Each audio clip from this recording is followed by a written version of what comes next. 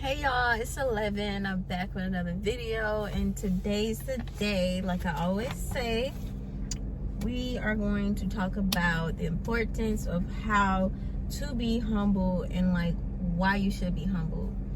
So I just want to start off by saying thank you guys, like I always say, for supporting me and being patient with me as I put out these videos. These videos are like, not something that I'm just gonna throw out there, because I always want to be careful what I say and make sure what I'm saying is correct. I'm not just trying to just make a video just because, and I'm just really just showing you guys how I learned, how God taught me how to become a better person, and the things that I've learned that he taught me.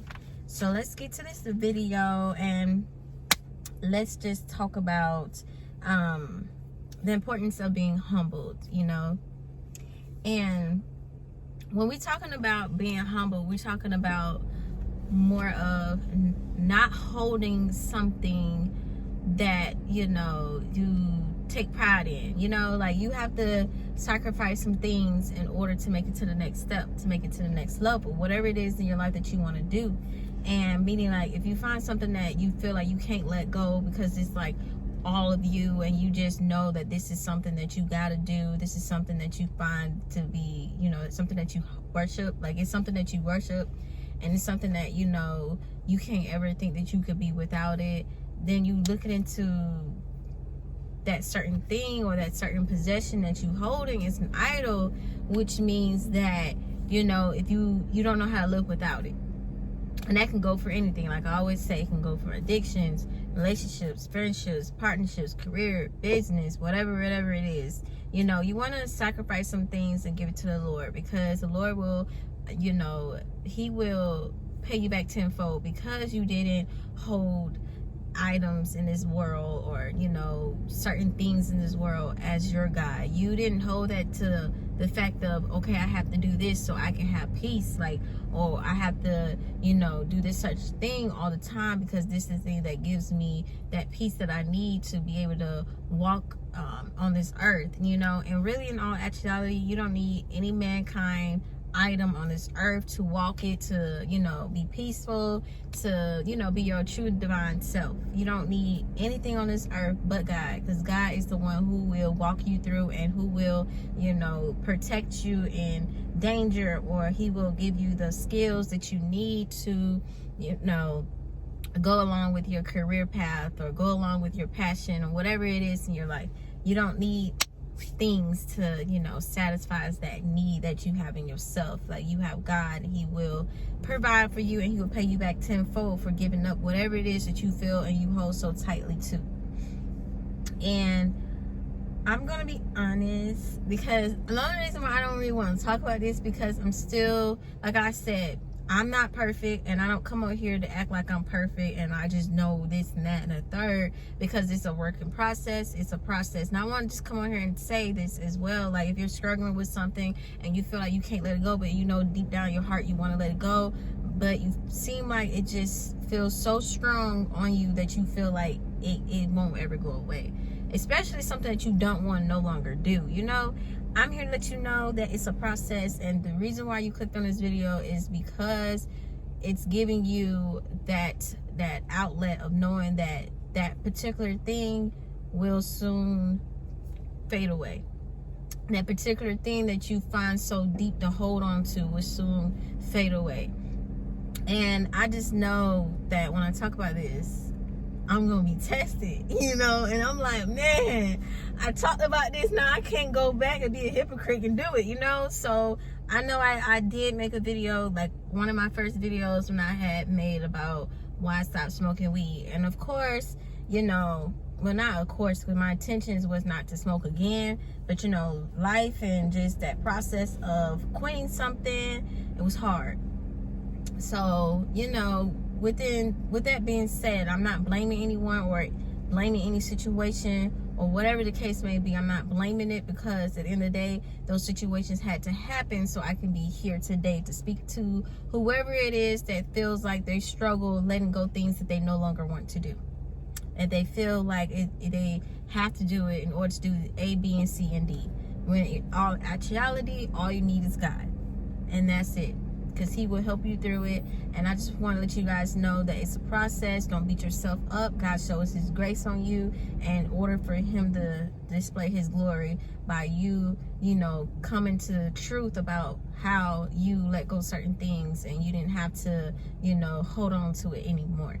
And when I say God would test you, he would test you just to see if you actually let go of those things, that you wasn't trying to be deceitful because you wanted something out of God, And like I was going back to the smoking situation, like I used to be a heavy smoker.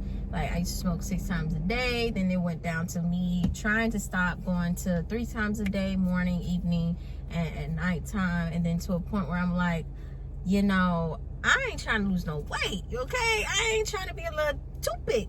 Because I used to be a certain amount of, weight. And I'm like, I ain't trying to go back to that. So I need to figure out how can I stop running to the weed, and I'm not saying, well, weed is horrible, you're not supposed to do it, and that's your life. But if you feel convicted inside, like I made in my previous video, you feel bad and sad and horrible after you do those certain things, it don't even have to be weed, whatever addiction or whatever thing that you find pride in that you gotta do, but you feel bad about it, at the end of the day, that's your conviction. It's time to do some self-healing and figure out what it is, or what it is for you to run back to that certain thing, and for me, I was like, I'm not about to keep losing all this weight because of a temporary thrill of like an hour of this, that, and the third. So it was to a point, this is a little story time, I ended up having like a horrible cough. Like once I stopped tobacco for a month, I ended up having a horrible cough, like bronchitis. So I had to go to the hospital, take my medication or whatever to get rid of it. So then I was like, okay, it's done, I'm not gonna smoke no more. I finally stopped coughing. Then boom, an incident happened, or just a thought in my mind of like a itch, like, oh, I need to smoke. So I smoked, and this time I didn't smoke tobacco, I smoked papers. And then I was like, please don't let this cough come back. Boom, the cough came back. I'm like, dang. I'm like, well, at least I stopped tobacco. Does that count? Like, I'm like, maybe the paper would be a little better, but no, God said nah. So, I mean, that cough was so bad, to a point where I'm like, I can't even walk. I can't even stay in a room with someone more than 10 seconds without my eyes watering. And I'm like, bro, this is embarrassing. People don't think I got COVID. Around this time, people are scared and stuff. People looking at me in the grocery store, and I'm gagging my mouth out, because I'm like, coughing and stuff. I'm just coughing really, really bad. Probably edit that part out. But anyway, I was coughing really, really bad. So, long story short, I went back to the doctor. This time went to ENT, and then they gave me some other type of pills to take to get rid of the cough. So I took those pills. Mind you, at the time, I was smoking while taking those medication, and it was not healing it at all. That's how bad it was. My little addiction was bad. So fast forwarding, I said, you know what, I can't do this no more. I can't even, it was like getting worse and worse and worse and worse over time. And I literally have not picked up tobacco in a year. I think it's been a year, or I believe it's been a year, or maybe the beginning of this year. I have not picked up another tobacco. I have not picked up another, paper, because all it was doing is making things worse. So I took some more medicine, and finally stopped everything, and I had, quit for a while. So then it was to a point where I was like, oh, okay, maybe I could use a bong. A bong was good. I didn't smoke. I didn't cough or anything. So I'm like, okay, well, maybe I could smoke with the bong and da. So even though the cough healed, I started becoming extremely lazy, like to a point where it wasn't like a normal lazy, it was like extremely lazy. And then it was more of I just came to realization that this stuff was making me depressed. It was not making me better. It was making me more depressed. It was making me double-minded. Like, I always had double-minded. Like, it'll be like when I'm sober, I know what's going on. Yes, this is it. This is right. And then when I smoke, I'll, feel all double-minded. I'm like, oh my gosh, why did I do that? Why did I think like that? Oh, they not like this. Oh, they not like that. Oh, this is all wrong. Like, I can't believe I did that. It was a whole bunch of like double-mindedness, but before I smoked, I was good. You know, I wasn't thinking about all that stuff. So that's when I realized that I can't keep trying to, like I said in my previous video, stop trying to do the same thing and expect a different result, because you're going to be insane. And that's what I was, insane. Now, you know, the longest I stopped smoking weed was a month. And now currently it will be a month, probably next week. And I don't have a taste for it. To be honest with you guys. And it's a process. With me saying this, it was a process because of the fact of my heart. I feel like God gives his grace. Once you know that you are honest about the situation, even though you have a scratch and you got to itch it, and it's like you feel like I can't beat it, I'm here to let you know you can beat it, because you're going to get to a point where it's going to get worse and worse and worse and worse and worse, to a point where you're going to hit bottom and you're going to be like, okay, I don't want to do this no more, because I just can't. And even if this is video, you listen to this video right now, maybe that point in your life where you like, okay, I'm done. This was a sign from me. Even though it may not be smoking, it could be something else. You know, like I always say, if you feeding your flesh, you depleting your spirit. You know, and when you don't do that, you will always know who you are. You always alert. Like for me, when I'm sober, I'm more alert. When I'm not, it's like I let the stupidest things happen. I don't really concentrate on what's right in front of me. You know what I'm saying?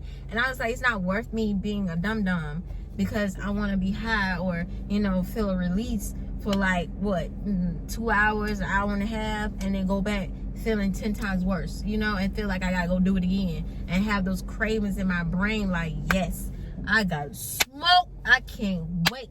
You know what I'm saying? And I'm not judging no one. Like I always say, this is just giving my pure experience of what I be going through and trying to like get y'all to know, if it's in your heart that you really want to stop, but you feel like you can't, you gotta scratch that itch every time, I'm here to let you know, pray about it, and like always know that it's a process. You know, some people can quit cold turkey, but stop looking at other people, stop looking at their path, because their path is their path and your path is your path. How you get over it is not how someone else will get over it. You know what I'm saying? So I'm here to express that to you, and also share with you when I was reading Exodus, how Pharaoh, when God was showing the wonders and his signs to Pharaoh so he can humble himself in front of him. But Pharaoh felt like he was so powerful. Even though God showed his wonders, he also had magicians showing their wonders as well. So he's like, well, the magicians could do it too, so I ain't about to listen to all that, you know, basically. And then, you know, God, he went ahead and put his plagues on Egypt. You know, he put them all out there. He put like, I think it was like 10 plagues on Egypt, and just so he could save the Israelites from, you know, all of that stuff. So even though he put his plagues on his plagues on Egypt, the Israelites were kept safe because of their heart, because he said that he was going to give out the promises that he previously had, that he was going to bring them out of captivity of that Pharaoh. He was going to bring them out of Egypt. So he got Moses to deliver the messages to Pharaoh to let him know, like, hey, sir, you need to stop doing what you're doing, because it's going to get worse and worse and worse, you know. And that's exactly what had happened. You know, he didn't want to humble himself. He was prideful. You know, he didn't care about anyone else who was getting hurt in that process. All he cared about was keeping his power. That's all he cared about, was just staying in his little lane and just doing what he do. You know, and God was like, okay, he protected the ones that he knew was for him. Like, he knew that they were good. He knew that, okay, I'm going to protect my people. I'm going to fulfill my promise. And when I bring them out of Egypt, Israelites out of Egypt, they will be saved. They will be saved, and they will know that I've saved them. They will know it's because they humbled themselves in front of him. Which meaning that they sacrificed some things, you know, they sacrificed some things, gave it to the Lord, and God, he repaid them back tenfold, getting them out of Egypt, you know. And that's just all to say that Pharaoh, he really tried to like play. He tried to play and manipulate Moses. Like every time, you know, something bad happened, he tried to go to Moses and be like, hey Moses, can you please tell God that I'm sorry? And then he said he's sorry, and then he only said he's sorry because he wanted all the plagues to stop. He wanted to end. So when he went back and did what he did, had no remorse, it was like, whatever, I'ma still do me, even though I know it's wrong, even though I know everything around me is turning to chaos, I'ma still do it because that's just who I am. I'ma just keep doing it. And you know, it got to a point where he tried to play Moses, and Moses was like, all right, you think you manipulating me and using me just to get to God so God can stop the things, but he knows your heart. He knows your heart. So what God did, he took every firstborn son, and God gave instructions to the Israelites. He gave them instructions to, you know, so they can protect themselves when God put out his last plague on, you know, Pharaoh and the Egypt, like Pharaoh and his people who didn't believe. So the Israelites were saved, and they know they were saved because they listened to God, they obeyed God, and did exactly what God wanted them to do, to humble themselves, to show that their approval of, like, I believe in you, I trust in you, I know that you are the one who's going to get me through this, I know that you are the one that's going to save me in the end of the day. And that's what he did. He saved them. And Pharaoh just looking like boo boo the fool. He like, dang, man, like, you just took away. And he just got to the point where he's like, okay, you can have them. You can let go. I'm gonna let go of the Israelites. I don't even want this no more. Like, you good, I got it, you know.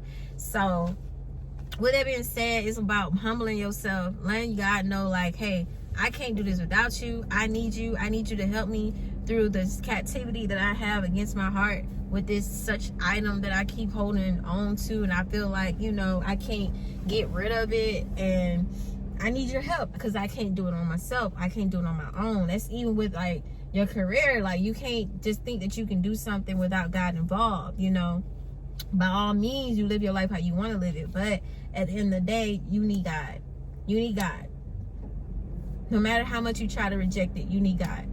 God's going to show you. He's going to groom you. He's going to prune you. He's going to grow you into the person that he knows that you are destined to be. He knows what's on your heart. He knows what's in your mind. He knows your deepest thoughts of what you really want in this lifetime, and he's going to provide for you. He's going to give that all to you as long as you submit to him, humble yourself, and give up and sacrifice things, so that way you can allow God to move in your life in the way that your life should be, you know. Like, you don't want to keep doing the same things over again, because you're going to be insane. You're just going to feel worse and worse and worse. If that certain thing is causing you to feel like your character is being depleted and you feeling shameful. And I'm here to let you know, don't feel shameful, because at the end of the day, no matter how hard that stronghold may be, just know when you call on God, ask God to help you through the process of letting things go and to not allow you to be tempted in those old ways again. He will do so. He will do so, but you can't just only think that God, he's going to be the one to take you out of, and you just keep doing the same things. No, he's going to know your heart. He know you genuine. He going to know and give you the things that, you know, you need to replace that certain thing you hold strong to. You know what I'm saying? And I don't, like I always said, I don't want to make this video too long, guys, but I just wanted to come on here and just talk about, you know, how to why it's important to humble yourself, how to humble yourself, what ways you can do to let go certain things, and how to let go, you know, addictions or whatever it is in your life that you feel that is depleting your character, even if it's relationships, career, you know, you're not sure where you want to go in this lifetime, but you're trying to figure it out. You know, just give it all to God, and he will do the rest. He will pay you back tenfold, and your life will change just like that. And don't go back to the same things, because you will be tested. He will test you to see, you know, he will bless you with this, but he's going to test you to see if you actually learned it and you wasn't trying to manipulate him. You know what I'm saying? Because if you go back, it'd be 10 times worse. And yeah, guys, and I just want to also tell you as well that you are protected. Don't feel like, you know, with all this stuff that's going on in the world, allow God to do, you know, what he feels that is necessary in the world right now. But as long as you keep tight to God, he's going to protect you and your family and your household. Know that. And yeah, that's all that I have today. Just make sure you guys remember to like that. Well, okay. So that's all what I have today, you guys. Make sure you smash that like button. Don't forget to comment and subscribe. And also, I also want to say thank you again. I appreciate you guys for just coming on along with this journey. You know, it's been a journey, okay? But I thank you guys, for real. I'll see you guys next time.